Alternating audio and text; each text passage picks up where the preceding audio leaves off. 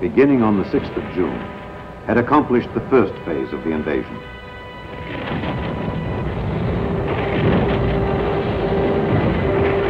The second phase called for the Allies to expand their foothold. They needed space to maneuver, room to handle the large amounts of men and materiel streaming over from England.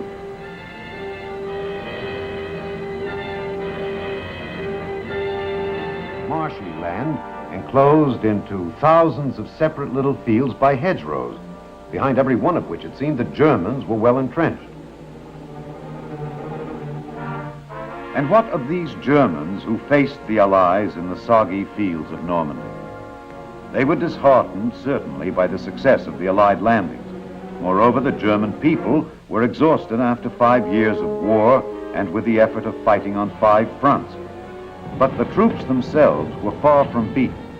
They were skillful, tough troops, seasoned by experience. Their discipline was sharp. Their morale was high.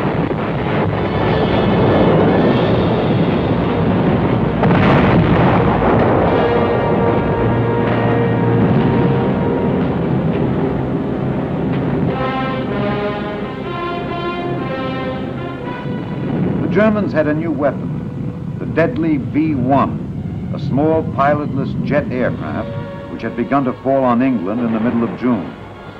A supersonic V-2, even more devastating than the V-1, was almost ready for operational use. These weapons gave the Germans hope of redressing their discouraging situation. Adolf Hitler was himself directing the war. Believing that eventually the Germans would be able to launch a large-scale offensive which would drive the Allies from the continent, he planned in the meantime to pin them down in Normandy and prevent them from using their mobile power. Although some of his commanders now recommended limited withdrawals to make their defensive positions stronger, Hitler refused. To withdraw for any reason at this time seemed to him to admit defeat. So, as American forces prepared to strike across the hedge-rowed lowland where the Germans had erected strong defenses, Hitler announced that those defenses were to be held.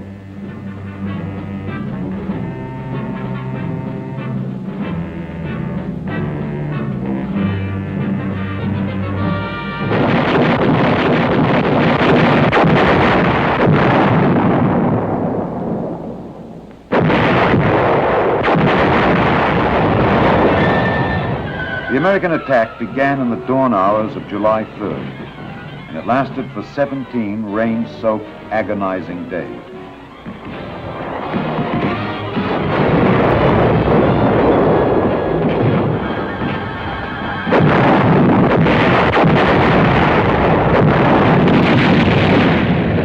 The soggy hedge-road terrain immobilized the mechanized power of the ground forces.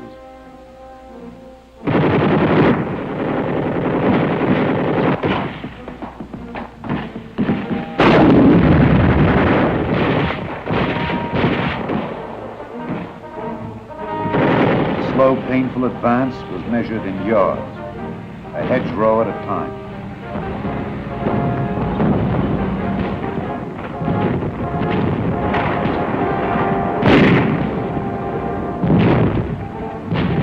Like the steady rain which fell over the entire operation, a sense of despair and frustration touched all those who participated.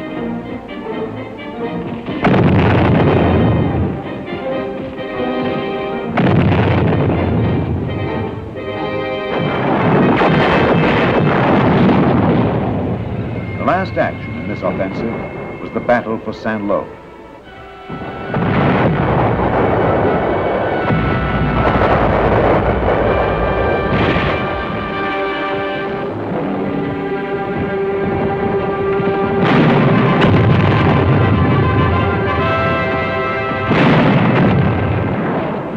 The Allies wanted Saint-Lô for a number of reasons. Its prestige value, the effect its capture would have on the Germans, and as an access to roads leading south. After a week of bitter fighting, they got it. The cost was high, as was true in all the hedgerow fighting, but the town was secured, and in the process, a memorial was created. An infantry battalion commander killed before the gates of the city was carried into Saint-Lô with the liberators. His body was placed on a pile of rubble, an impromptu shrine to the qualities of courage and sacrifice that had made the drive to Saint-Lô possible. The triumph belonged to the dead as well as to the living. The results of this July offensive were disappointing. The greatest gain had been only 7 miles. The need was urgent for a way to break out of the containment of the Normandy situation, to get onto flat, dry land so that the Army's mobile force could be unleashed. General Omar Bradley, commander of the American troops, had been forming a plan for some time. Bradley's plan, which was codenamed Cobra, was to gather together an overwhelming concentration of ground troops, twice as great a force as would normally be used on such a narrow front, and combine it with a massive assault from the air by the Army Air Force. For the American troops, it was a welcome respite, a time to relax.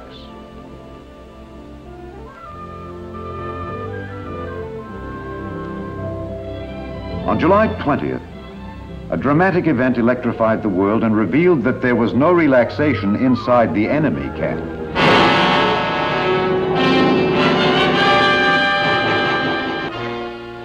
Hitler himself announced that a cabal of high-ranking army officers had tried to assassinate him with a bomb in order to seize political power.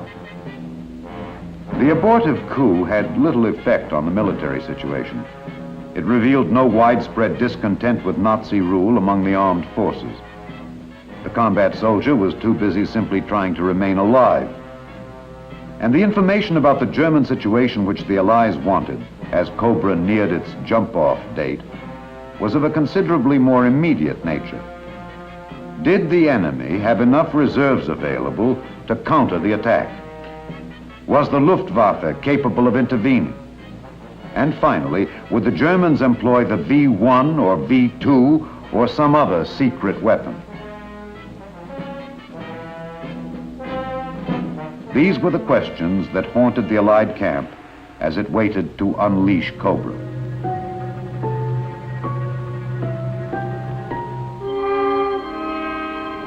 July 24th was the day scheduled for the attack.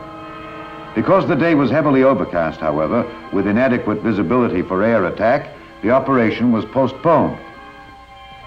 Unfortunately, the postponement order reached the English air bases too late to hold back all the planes scheduled for the attack.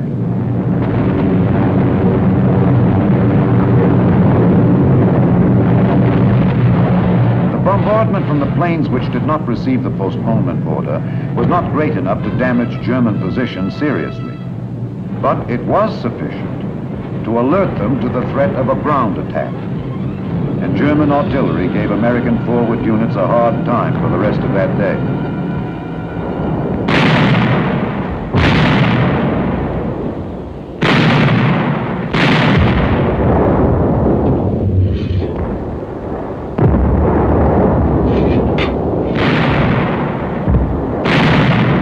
For General Bradley, an immediate and urgent decision had to be made. The prospects were improving for good weather the next day. Should Cobra be launched, even in the face of the possibility that the Americans had now lost the important element of tactical surprise? Or should it be postponed at least for several days, which might then give the Germans a chance to prepare even stronger defenses? Bradley's decision. Cobra would strike again at 11 o'clock the next day.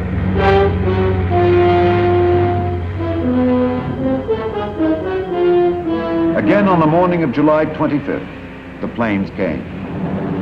One observer called the seemingly endless waves of planes the most imposing aerial parade I have seen since the beginning of this long war.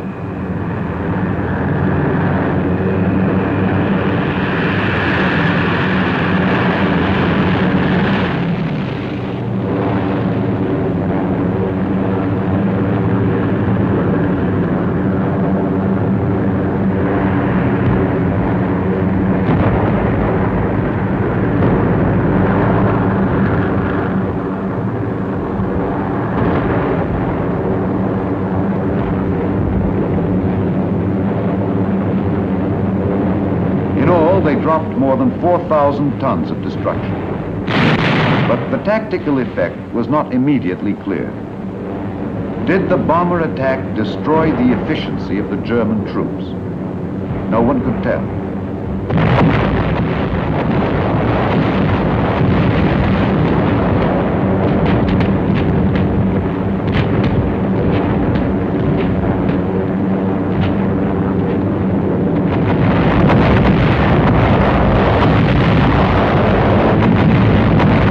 General J. Lawton Collins, 7th Corps commander, who was to spearhead the attack, had little time to ponder the question.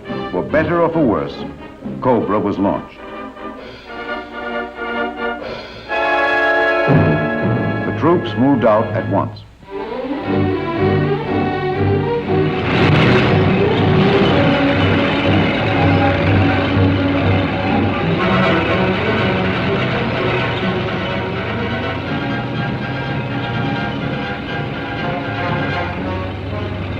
Their immediate objectives were the towns of Marigny and Saint-Gilles. Capture of those towns by the infantry would give the Americans control of the roads leading south, and Collins would then be able to catapult his mobile armored forces forward. It seemed reasonable to assume that if the air bombardment had destroyed the German defenses, the infantry troops would be able to reach and secure their objectives without great difficulty.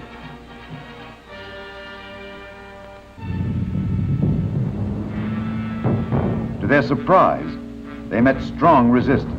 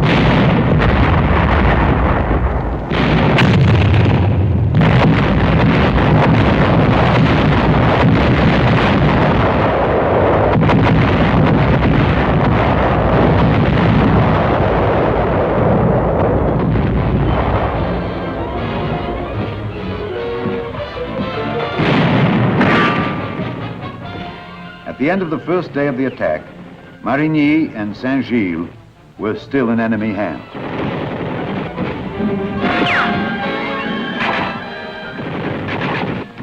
Because the entire success of Cobra depended on a 7th Corps breakthrough, Collins decided to gamble. It would prove to be one of the fateful decisions of the campaign. He pondered the possibilities and the risks and decided to put his armor into action.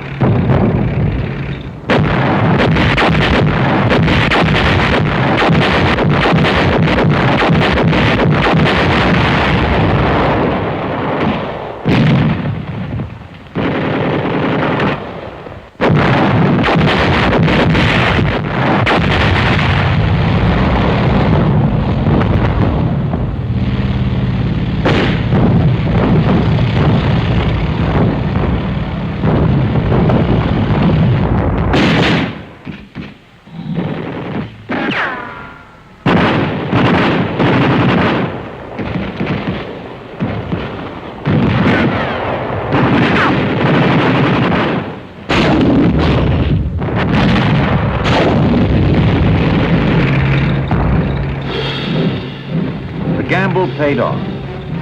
In mid-afternoon of the 26th, one armored column, having cracked the enemy's defenses around the town, rolled through Saint-Gilles. There was no longer any doubt. The German line had definitely been penetrated. The 7th Corps had achieved its breakthrough. But the drama of the breakthrough did not end at the Coutances-Caumont line. The drama lay in the development of the breakthrough into a breakout of major proportions. The decision to accomplish this was General Bradley's. He had achieved the limited victory he had sought. Cobra had been a success. He could stop now. But he sensed from their disorganized reaction that a deep wound had been inflicted on the Germans.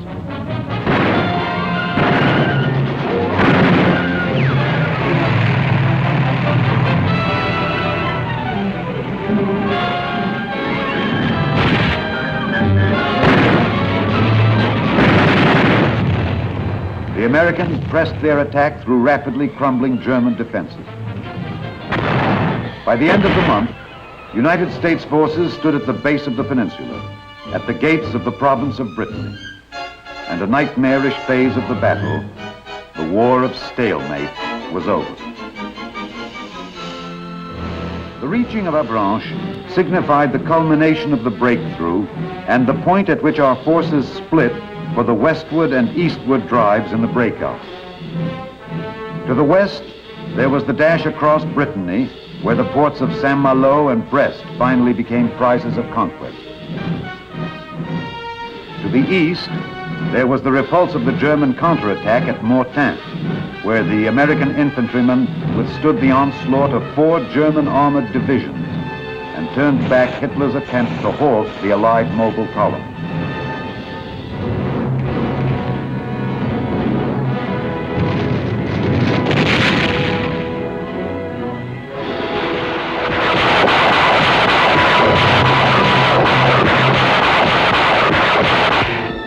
The Allies closed at Argenton and Falaise, where they virtually destroyed 2 German field armies.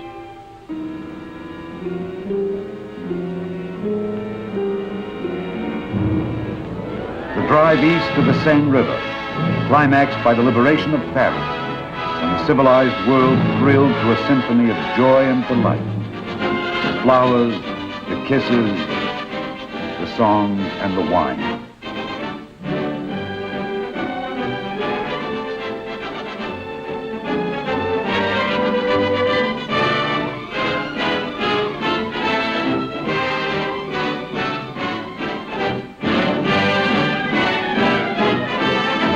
Finally, the triumphant and